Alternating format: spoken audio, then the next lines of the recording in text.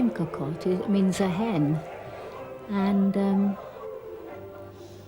I think it particularly applied to the time when ladies wore bustles, and I'm sure people applied it to ladies in the follies with all these feathers and their long legs. La cocotte is at the centre of a very important world, a world of culture. We know very well that beautiful young girls were educated with the idea that they could set themselves up to have little suppers and hopefully even achieve having a salon where, a liaison or a supper with them was the highest cachet in intellectual society. But what I'm saying is that if a lady wears these clothes, that she would have everything she wanted, because men would fight over her. And I think they would just be bowled over and have such respect for a lady who set out to look like she was, such an arbiter of taste, and at the same time, obviously had a lot of wit. And so I just hope that my cocotte is far-thinking enough to see what she can do once she puts these clothes on her back.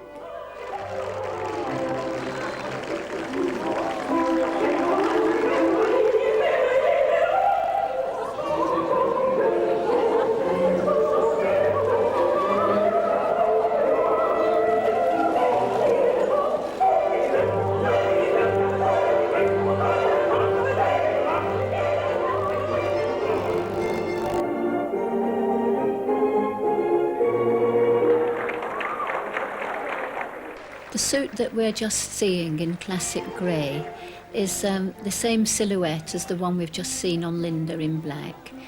And it's a city suit. That is why we call this Passage La Cocotte stops the traffic. It's incredibly tailored. You can't do that kind of tailoring without a foundation. The suit has to mould over the foundation. You don't always have to wear the foundation, depending on your mood. But if your mood's the right one and you do happen to wear it well, it's really true that La Cocotte can stop the traffic.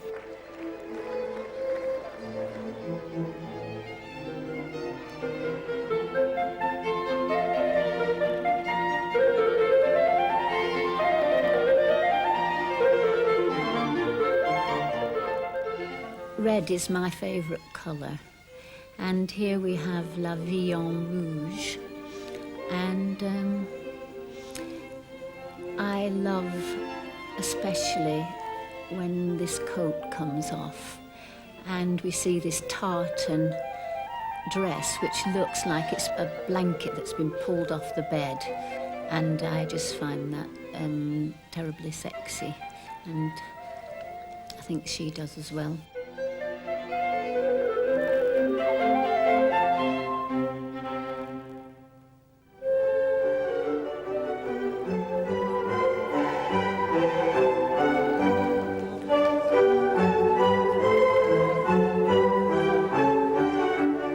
This is an example of how the fabric so much dictates what we do. I just had to use this Tiroler Loden in its traditional forest green, trimmed with its traditional red.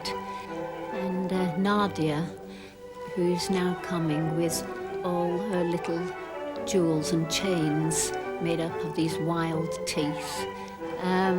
This particular cocotte, the picture I would like of her is her sitting in one of those beer gardens with a litre of beer.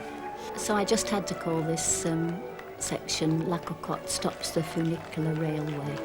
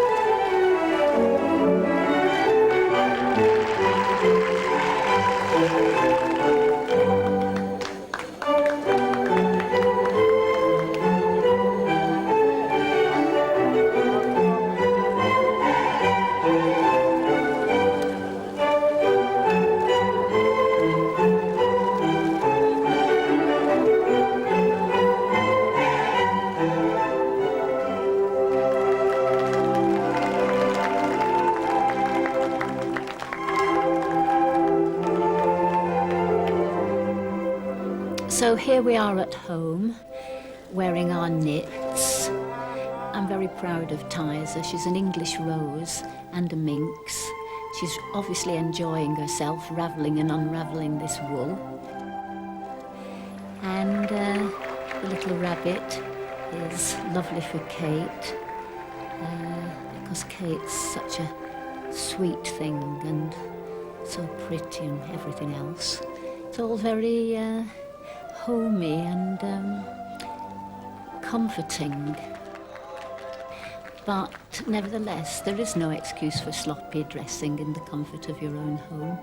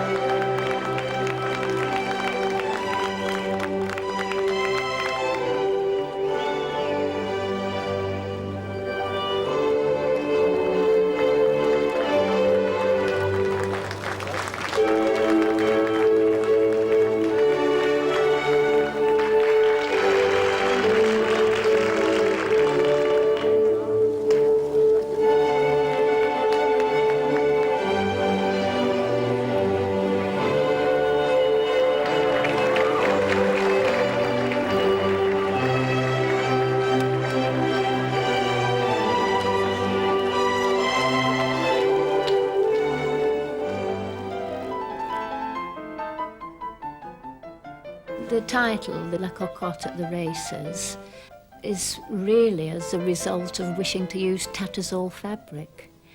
When you use a fabric's got a story. So here we have La Cocotte at the Races in her tattersall, and you can see how these girls give such importance to their outfit.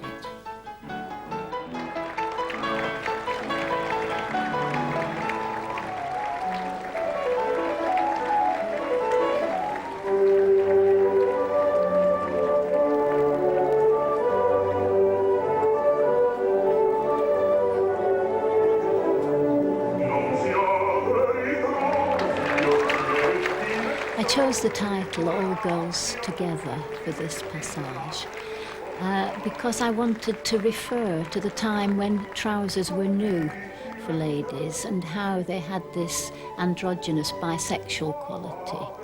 You know, and I imagine a lady like Colette, you know, with her friends. And I think that because there's a sort of sense of history in here, that people tune in with this sensation of the homosexuality of ladies dressed in trousers. I think it's nice to remember that when everybody's forgotten all about it.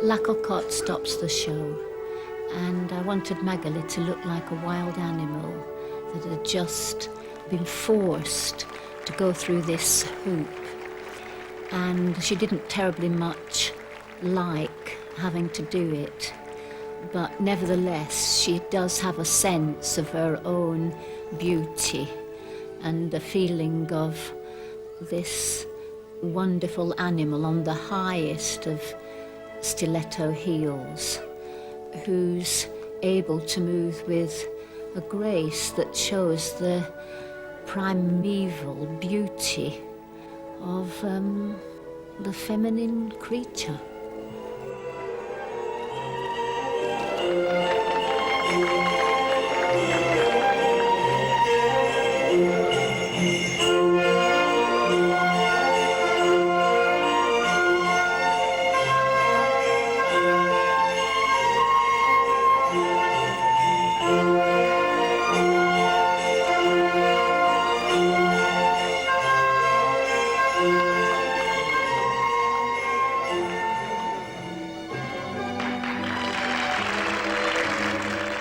Here is Naomi having her Highland fling, and she does really look like the most noble of Scottish lairds that you might have seen from a Victorian engraving. What is wonderful is the way that the tartan comes together and matches and forms its geometrical patterns, which work on this cantilevered, exaggerated, and this sort of aerodynamic woman. I mean, tartan was banned, and then in the time of Victoria they reinstated it. I have no nostalgia for the empire, but I can't help using these fabrics that had a purpose and a story. I mean, they were used from uniforms, from shooting tigers to Indian policemen, to uniforms for school children, for the Queen, for everybody that had a role to play. But nevertheless, I can't help using these fabrics. They are so terribly attractive.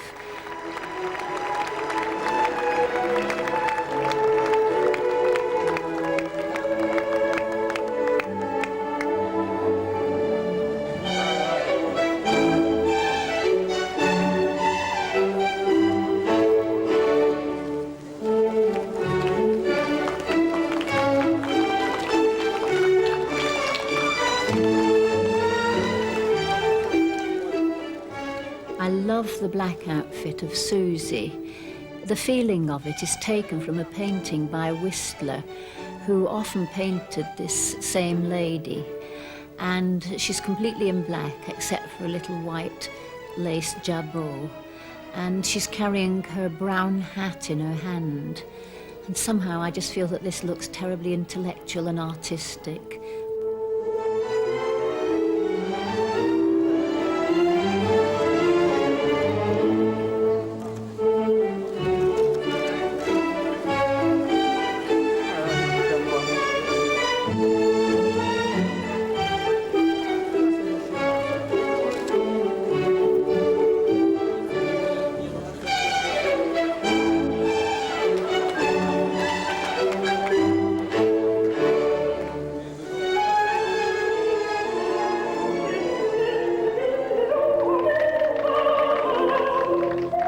What I'm feeling about my silhouette is that it's looking like a fashion drawing. It's so extreme.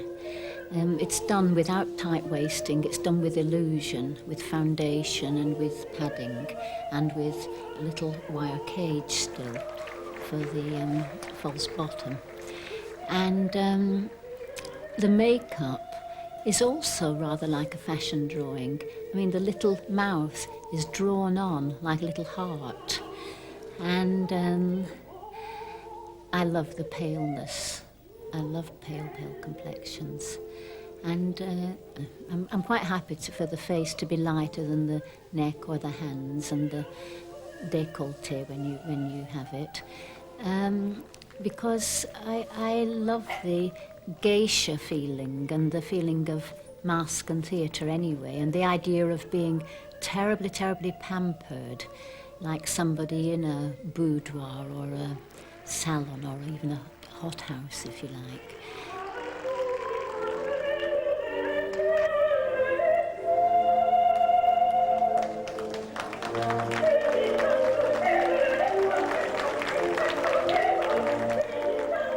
Again, the hair, you can't say which period it is. It's obviously got a lot of 18th century influence.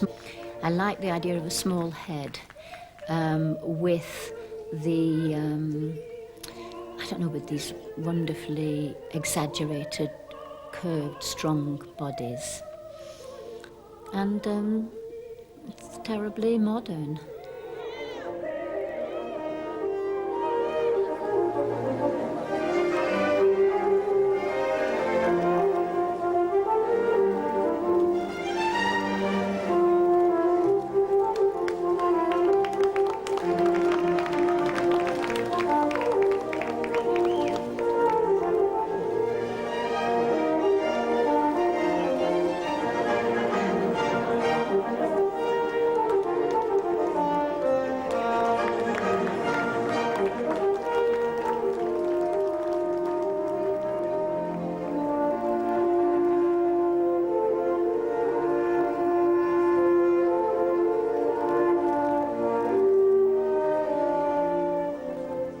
The cocotte is now dressed to conquer. The operative word is dress. I'm mad about dresses. I love outfits where you don't have to every day think, what am I going to wear? It's something that's completely worked out, and it looks great, and you look terribly dressed in a dress.